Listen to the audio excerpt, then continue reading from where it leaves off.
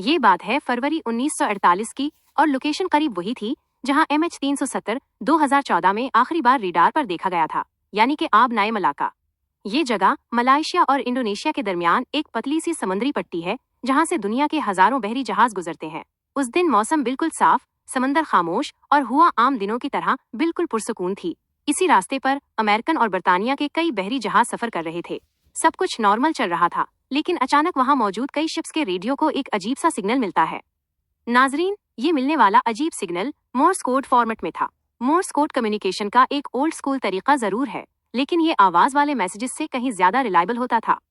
Normally radio पर अगर आवाज ट्रांसमिट की जाए तो वो डिपेंड करती है डिस्टेंस, एटमॉस्फेयर में मौजूद रुकावटें जैसा कि फोग, डस्ट और ह्यूमिडिटी और लाइन ऑफ साइट पे। और जब रुकावटें होती हैं तो ऑडियो मैसेज पूरी तरह से रिसीवर तक नहीं पहुंच पाता, या तो वो फीड हो जाता है या रिसीवर एंड पे काफी डिस्टोर्शन के साथ पहुंचता है।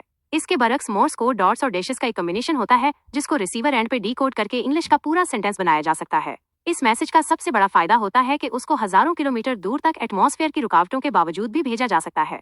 उस दिन मलाका आब नाए पे शिप्स को जो मोर्स कोड मिला था उसकी शुरुआत कुछ इस तरह की थी, 3 डॉट्स, 3 डिशेस और फिर दोबारा 3 डॉट्स, और यही पैटर्न 2 मरतबा रिपीट हुआ और आगे डॉट्स और डिशेस का एक लंबा सिलसिला लिखा था। मोर्स कोड से इसको डीकोड किया जाए तो शुरुआती हिस्से का मतलब है SOS। SOS पूरे मैसेज की ट्रांसलेशन कुछ ऐसी बनती है, SOS SOS steam ship SS O-ring मैडन की तरफ से दरख्वास्त है कि शॉर्ट व्यू वायरलेस वाले जहाज डॉक्टर से राब्ता करें फौरन। ये था रिसीव होने वाला पहला मैसेज। उसके बाद बगैर किसी इंतजार के दूसरा मैसेज आता है और उसकी ट्रांसलेशन कुछ ऐसी थी, गालिबन सेकंड ऑफिसर मर चुका है, क्रियो के दूसरे अफराद भी मर गए हैं, मेडिकल मशवरा ना दें। SOS जंगी जहाज से फौरी मदद की दरखास्त है। इस दूसरे मैसेज के बाद ओरिंग मैडन ने अपनी पोजीशन भेजी और फिर आखिरी मैसेज भेजा जो शायद इनकम्प्लीट था। आखिरी मैसेज में सिर्फ था डेस आई डाई और मैसेज खत्म। इस आखिरी मैसेज के बाद एक लंबा सन्नाटा छा गया। दूसरे जहाजों के रेडियो ऑपरेटर्स ने फौरन वापस से जवाब दिया, लेकिन आगे से कोई जवाब नहीं आया। अगले कई मिनटों तक ये खामोशी बरकरार रही और जिन जिन शिप्स को भी ये मैसेज मिला था उनको क्लियर हो गया कि SS ओरिंग मैडन नामी इस शिप के साथ कुछ भयानक हुआ है।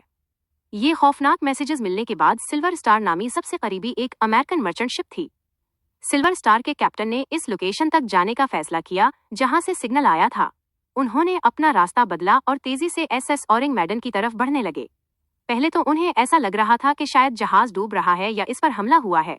कई घंटों के सफर के बाद सिल्वर स्टार जब इस लोकेशन के करीब पहुंची तो उन्होंने दूरबीन की मदद से देखा कि इस लोकेशन पर वाकई एक बहरी जहाज खड़ा हुआ है। जब वो और ज्यादा करीब पहुंचे तो सिल्वर स्टार का क्रू ये देखकर हैरान रह गया कि SS ओरिंग मैडन बिल्कुल ठीक हालत में है। ना तो जहाज कहीं से डैमेज था, ना ही इसमें पानी भरने के कोई निशानात थे। वो बस खामोशी से पानी के ऊपर तीर रहा था।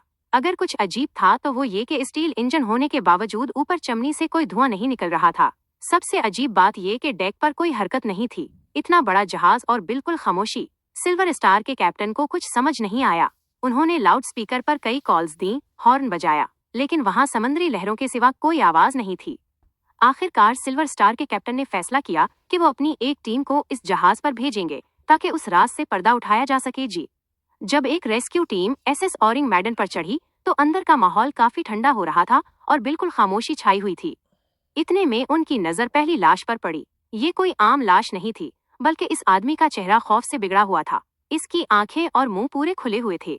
ऐसा मालूम हो रहा था जैसे मरते वक्त उसने इंतहाई खौफनाक मंजर देखा हो। उसकी बॉडी आंकड़ी हुई थी और हाथ आगे की तरफ फैले हुए थे, जैसे वो किसी चीज को रोकने की कोशिश कर रहा हो। रेस्क्यू टीम आगे बढ़ी तो उन्हें और भी लाशें मिले। डीक पर हर तरफ बॉडीज बिखरी हुई थीं। कैप्टन अपनी जगह पर ही मरा हुआ था। बाकी ऑफिसर्स बुर्ज पर मरे हुए थे, यहाँ तक कि शिप का कुत्ता भी मरा हुआ मिला। उस कुत्ते की मौत भी नॉर्मल नहीं लग रही थी। वो भी आंकड़ा हुआ था और उसका मुंह भी खुला हुआ था। सबसे हैरान करने वाली बात ये थी कि किसी भी बॉडी पर कोई जख्म के निशानात नहीं थे। ना खून बहा था, ना कोई चोट लगी थी, ना ही किसी लड़ाई के निशानात वहां मिले। बस सबके चेहरों पर वही एक खौफनाक एक्सप्रेशन था। रेस्क्यू टीम जब रेडियो रूम में पहुंची तो वहां इसी रेडियो ऑपरेटर की लाश मिली जिसने ये सारे रेडियो मैसेजेस भेजे थे। उसकी उंगलियां अभी भी मोर्स कोड के कीपैड पर उसी हालत में थी जब उसने आई डाई का मैसेज भेजा था। सिल्वर स्टार की रेस्क्यू टीम को एक बात तो कंफर्म हो चुकी थी कि यहाँ पर कुछ बहुत ही एबनॉर्मल हुआ है, क्योंकि लाशों पर कोई वाज़ेह चोटों के निशानात नहीं थे और सबकी मौत खौफ के मारे ही हुई थी।